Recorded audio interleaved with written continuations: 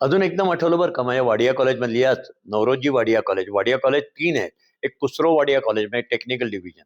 एक नवरोजी वाडिया कॉलेज म्हणजे जिथे आर्ट्स आणि सायन्स होतंय आणि पुढे त्यांनी nest Wadia college of commerce काढली. तिथे मी एस-वाय, टी-वाय कॉमर्सला गेलं तर नंतर तुम्हाला स्टोरी सांगतो. पण मला वाडिया कॉलेजचं एक खूप खूप शिकण्यासारखं होतं. आम्हाला त्यावेळेचे प्रिन्सिपल होते महाजन सर म्हणून होते. आज नसतील ते त्यावेळचे होते.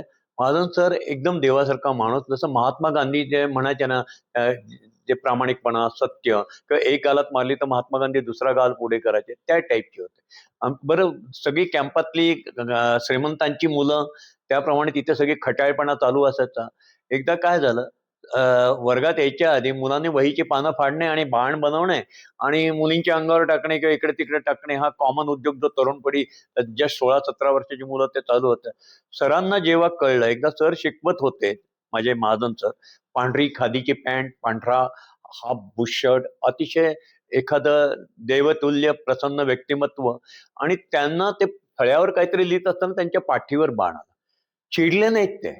ते म्हणले, मित्रांनो हसलं, त्याने स्माईल दिला. वाह म्हणाले, छान, तुमचा नेम पण चांगला आहे, सगळं चांगलं आहे. थांबा आता बसा. आणि ते प्रत्येक बेंचवर मुलाच्या जवळ गेले, त्याची वही उघडायला लावली आणि पानं फाडून दिली. असे सबंध 40 विद्यार्थी 40 ठिकाणी जाऊन पानं फाडायला दिली. मुलं एकदम, आम्ही सगळे नवीन मुलं प्री डिग्री सायन्सचे गडबडून गेलो. अरे बापरे! काय सर असं करतायत? आणि मग तिथे बोर्डवर जाऊन उभे राहिले आणि म्हणाले, "करा आता बाण, आता कलाकुसर दाखवा तुम्ही. याचे बाण बनवा आणि मारा माझ्या अंगावर." अशा प्रकारे कोणाची हिंमत नाही झाली. त्यातले 2 जे धीट मुलं होते, "सर आम्ही चुकलो, परत हे होणार नाही आमच्याच्याने. पण शिक्षा द्यायची ऐवजी तुम्हाला एवढीच हौस आहे ना, तर मागणं का मारता पाठीवरनं? मी आनंदाने सहन करायला तयार आहे." अशा प्रकारे. एकदा एका आमच्या वाह्यात मुलानी एका मुलीच्या पांढऱ्या, त्यावेळेला स्कर्ट घालायच्या मुली, बॉलपेनची शाई उडवली. आमच्याकडे बॉलपेन होतं, बॉलपेन नाही, इंकची शाई उडवली. सरांना कळल्यानंतर सरांनी सेम केलं. वर्गात आले, सगळ्यांचे पेन उघडायला लावले, प्रत्येकाच्या जवळ झाले, "उडव माझ्या अंगावर." शेवटी 1-2 मुलाच्या हातातलं घेऊन त्यांनी उडवायला लावलं त्यांच्या पांढऱ्या कपड्यावर. झालं का समाधान म्हणा? अशा प्रकारे स्वतःवर शिक्षा घेणारे महात्मा गांधी जे गुण होते किंवा महात्मा गांधी जे शिकवायचे, ते स्वतः आम्ही डोळ्यांनी पाहिले आणि त्या दिवसापासून परत आम्ही जी काही मुलं होते, कुठलंही असं आपण वागणं चुकीचं आहे, हे समजून सांगण्याचा प्रकार किती आहे. दुसरे कोणी सर असते तर मला रस्टिकेट करू शकत होते, दंड करू शकत होते. त्यावेळेला हाताला रूळ घेऊन मारायची परवानगी होती, आत्तासारखी बंधनं नव्हती. त्याच्याऐवजी हा महात्मा गांधींचा हा अहिंसात्मक आणि अदरिक मार्ग त्याच वाडिया कॉलेजने शिकवला. माझ्या माझ्या जीवनात जे काही असंख्य प्रकार झाले, असंख्य आयुष्यामध्ये झाले. मी पण महात्मा गांधीसारखं 5-6 वेळा तरी वागलो असेल आणि त्याची मला फळंही मिळाली. योग्य वेळी तेही सांगेन. पण छोट्या-छोट्या गोष्टी या तुमच्या डोक्यावर, मनावर परिणाम करून जातात आणि विशेषतः तुम्ही जेव्हा लहान असतो, मातीचा गोळा असतो, तोच कुंभार घडू शकतो.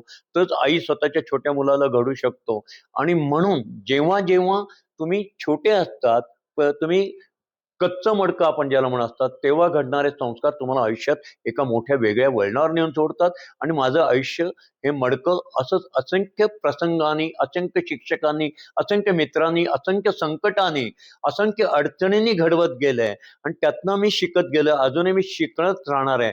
आपण माणूस आयुष्यभर जन्मभरचा विद्यार्थीच असतो. कधी भाऊ खाऊ नका, की माझं आता शिक्षण संपलंय आणि आता मी खूप ज्ञानी झालो. नाही.